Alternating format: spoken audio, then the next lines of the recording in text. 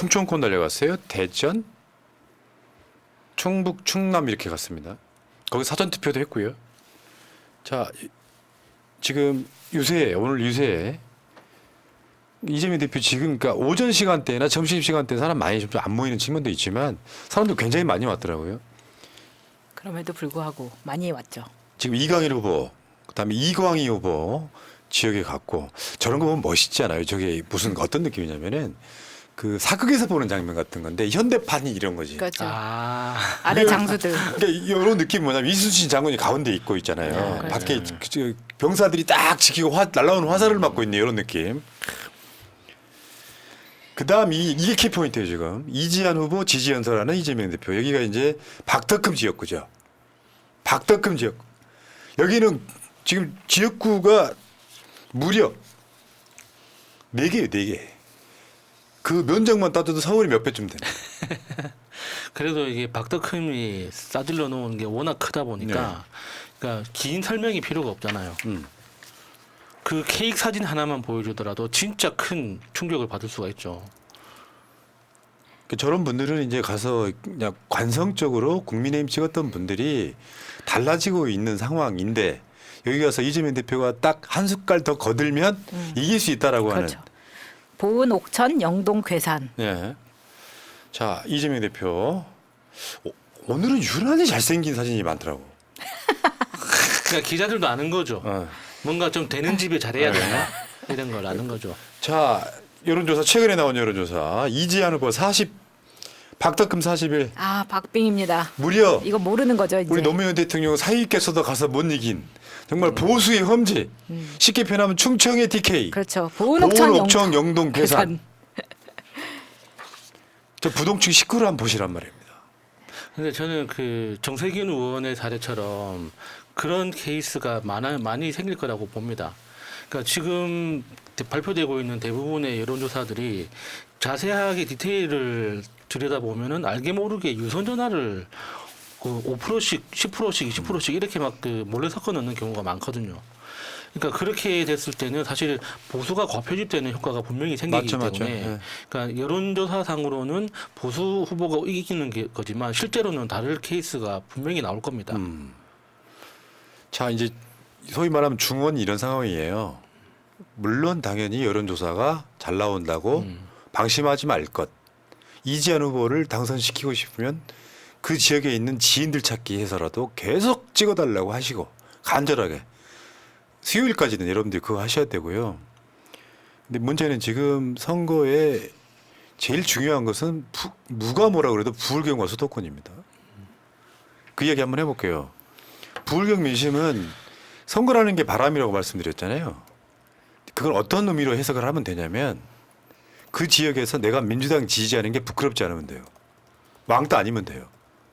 너도 민주당이었어? 너도 민주당이었어? 이 분위기가 지금 부울경에 살아나고 있다는 얘기예요.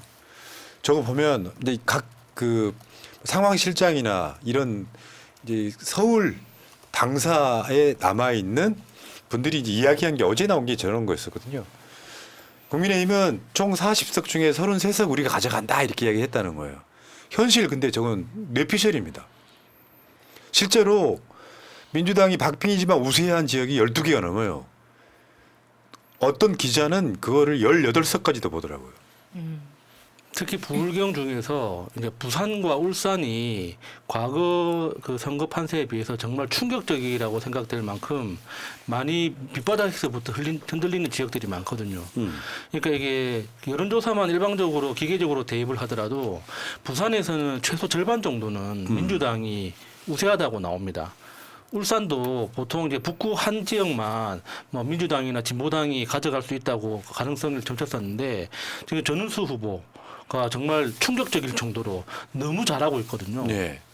그러니까 지금 분위기는 이런 거예요. 물론 그 의석들 중에 지는 것도 나오겠죠. 네. 그러니까 그 최대 이 표시를 하는 건데 국민의힘이 이제는 뭐냐면 우기기 들어간 거예요.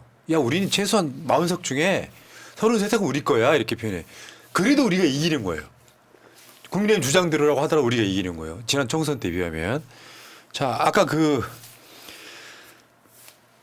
부울경에서 54.7%가 정권 교체를 선택을 했는데 부울경에서 정권 견제론이 더 우세하다. 이게 충격 먹었다 지금. 현실이 이제 아마 윤석열 2년 동안 부울경에서는 윤석열에 대한 비판 여론이 더 높았던 건 사실인데 총선을 코앞에 두고 여론조사를 해봤더니 부울경에서도 정권 견제론이 더 우수하더라. 이게 충격 먹었다는 거예요. 저러니까 오늘 윤석열이 부산 가서 투표를 한 그렇죠. 겁니다. 김건희도 없이. 네. 자, 낙동강 벨트 여야 대진표를 한번 보겠습니다. 여기에만 나온 곳만 낙동강 벨트만 지금 총 10석이죠. 10석. 네. 여기에서 이 낙동강 벨트에서 반타작만 해도 5석이에요. 근데 실제로 여기 이게 국민의힘 쪽에 유리하게 나오는 여론조사들 있잖아요. 그런 것들만 싹 다 긁어다가 대입을 하더라도 지금 현재 보는 그림에서 절반을 민주당이 가져가는 걸로 나옵니다. 그 리스트 한번 보겠습니다. 깨알같이 보이시죠? 숫자를 여러분들이 보실 필요는 없고요. 엄청난 선전을 하고 있어요 지금. 저 그래프 보시면, 아니 저 표를 보시면은. 특히 그 보고 있나 조경태 외치는 그 이재성 후보. 아 진짜 충격입니다. 그 이야기는 이따가 따로 여론조사 때 알려드리고요. 상황이 이렇습니다. 부울경에 불이 붙었어요 지금. 민주당 찍는 게 자랑스러운 상황까지 왔어요. 최소한 우리는 그 보수의 텃밭이 아니다라고 지금 부울경이 외치고 있는 거예요. 그럼 이게 막상 투표장으로 가면요. 지금 민주당이 지고 있는 지역구까지도 영향을 끼쳐요. 부울경 스스로가 우리는 민주주의를 사랑하는 것이야. 윤석열 같은 그 따위 정권 지지 못해 하는 바람이 불고 있는 거예요. 이거 굉장히 고무적인 사건이에요. 한국 선거 역사에 한 획을 긋는 사건이 될 겁니다. 그리고 어제 보도 중에 그런 게 있었습니다. 경기도가 60석이거든요. 예. 우리가 확실하게 우세해라고 하는 것이 아무것도 없습니다. 아 국힘 입장에서 충격입니다. 원래는 뭐 저 연천, 뭐 양평, 뭐 가평 이런 데는 항상 우세한 지역이었는데 거기서도 지금 민주당 후보가 선전한다고 결과가 나오니까요. 그러니까 이거 우리는 확실하게 예를 들면 여론조사에 10% 이상 벌려갖고 그 여론조사가 한 서너 개 좀 나왔다 그러면 사실 거기는 좀 어렵거든요. 그런 적이 한 건도 없어요. 자, 대략적으로 보면 이 지역별 판색이 이렇게 쭉 나오지 않습니까? 저기 표를 보시면 저걸 무슨 색깔이라고 그래야 돼? 주황색? 오렌지색? 오렌지색. 저런 데는 지금 박빙으로 다 표시가 돼 있는 상황이긴 한데 대체적으로 파란색이 거의 압도를 하고 있잖아요. 예. 그러니까 국민의힘이 단독으로 우세한 것이 한 것도 없는 거예요. 그러니까 저도 개인적으로 엑셀표를 만들어 가지고 여론조사가 나올 때마다 수정해 가면서 계속 이렇게 그 예측표를 만들어 보고 있는데 경기도는 다 입력하고 나서 쳐다보면은 장난친 것 같아요. 이거 사실 이렇게 너무 일방적으로 민주당만 다 당선되는 게 말이 안 되잖아요. 근데 최근에는 저기 연천 저쪽이나 가평 이쪽에도 민주당 후보가 이기는 교사가 간혹 나오거든요. 그러니까 저 표에 보면 밑에 포천, 가평, 여주, 양평 해가지고 밑에 빨간색 세모가 3개가 있잖아요. 네. 저것도 국민의힘 주장일 뿐이에요. 투표하면 무조건 이기는 상황이에요. 자, 지난 총선 때로 한번 가보겠습니다. 경기도가 오른쪽만 보시면 돼요. 그전 선거예요. 왼쪽은. 경기도가 19석을 가져갔던 게 20대 총선이에요. 근데 21대 총선 때 미래통합당이 7석 가져갔습니다. 무려 12석이 빠졌어요.